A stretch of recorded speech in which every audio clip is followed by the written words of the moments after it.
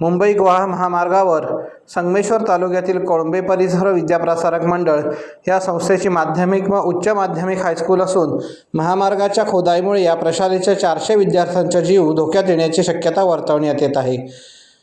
मोठी दुर्घटना घडण्यापूर्वी जिल्हा प्रशासनाने याकडे लक्ष देण्याची मागणी केली जात आहे।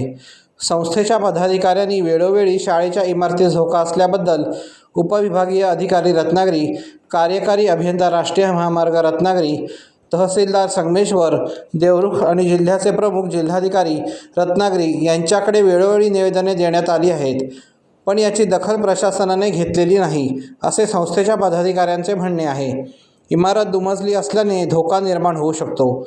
शाळेमध्ये येणाऱ्या विद्यार्थ्यांना सुरक्षा मिळावी अशी मागणी शासनाकडे केली जात आहे। महामार्ग 30 ते 40 फूट अंतरावर असल्याने व भूस्खलन होत असल्याने जिल्हा प्रशासनाने तातडीचे आदेश देण्याची मागणी पालक वर्गातून केली जात आहे। माझे नाव नयन गणेश मुळे, मी या संस्थेचा अध्यक्ष आहे। मी हे मामलेदाराकडे 1 वर्षापूर्वी अर्ज दिलेला आहे की या इमारतीला रोडपासून धोका आहे। त्याच्यानंतर कलेक्टरला 2दा ते 3दा दिलेला आहे अर्ज। प्रत्येक वेळी अर्ज देऊन त्यांनी आज तागायत जराही चौकशी केलेली नाही।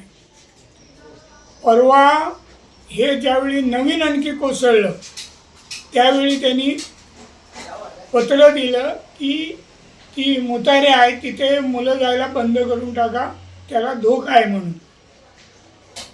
काल ते पोल एक पडला आहे आणि इमारत ही जमिनीवर उभी आहे आणि इमारतीपासून साधारण 15 मीटरवर धरण कोसळले, तरी त्याच्याकडे कोणीही लक्ष दिलेलं नाही की कोणतंही लेखी उत्तर। 400 विद्यार्थी शाळेत आहेत आणि त्या विद्यार्थ्यांना विद्यार्थी कर्मचारी असे धरून साधारण 450 लोकांना धोका त्या एका गोष्टीमुळे।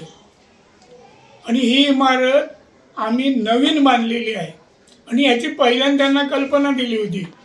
आता आम्ही हे केलं की ते म्हणतात आम्ही मूल्यांकन करून वर पाठवलं आहे, ते कुलकर्णी म्हणून कोणतरी आहेत, काय त्यांचं खातं ते PWDचे कुलकर्णी सांगतात प्रांताकडे पाठवलं। प्रांत म्हणतात आमच्याकडे काय पाठवलेलं नाही।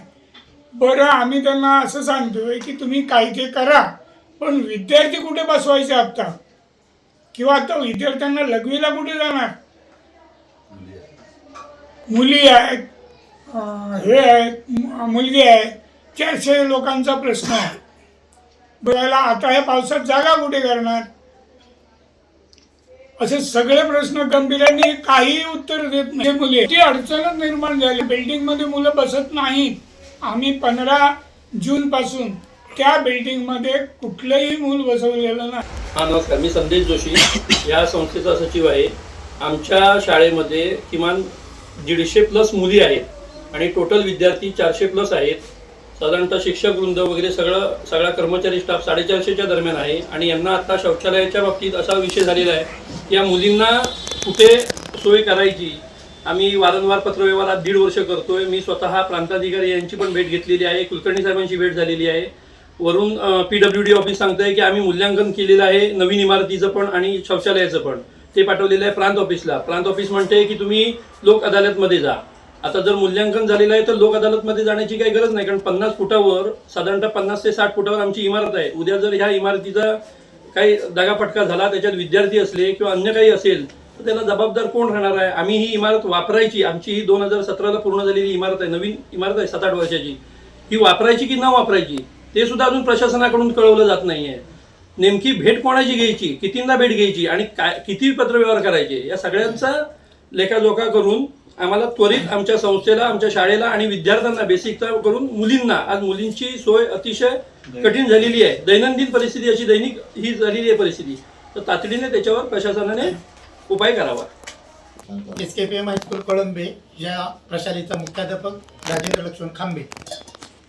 गेले 2 ते 3 वर्ष आमच्या संस्थेने, कोळंबे परिसर विद्याप्रसारक मंडळ या संस्थेने या इमारतीला धोका निर्माण होतोय हे पूर्वीच जाणलंय आणि त्या दृष्टीने शासनाकडे पत्रव्यवहार केला, परंतु शासनाने अद्यापही तिकडे दुर्लक्ष केलेलं आहे। आणि आता शेवटच्या स्टेपला अशी आमची स्थिती आहे मुख्याध्यापक म्हणून माझ्या ताब्यात पालकांनी दिलेली मुलं, या मुलांना मी टॉयलेटची व्यवस्था कशी करणार? टॉयलेट बंद करा म्हणून सांगितलं, पण टॉयलेटची व्यवस्था इतक्या इमर्जन्सी मी करू शकतो का? तर नाही करू शकत, कारण धोधो पाऊस पडतो. तरी सुद्धा संस्थेने माझ्या पाठीशी उभे राहून आपण यातून यंत्रणा नवीन निर्माण करू, कारण मुलांच्या जीविताला धोका निर्माण होणार नाही या पद्धतीने आम्ही काम करणार आहोत. टाइम्स डिजिटलला लाईक करा, शेअर करा, सबस्क्राईब करा आणि बेल आयकॉन दाबायला विसरू नका. Times digital.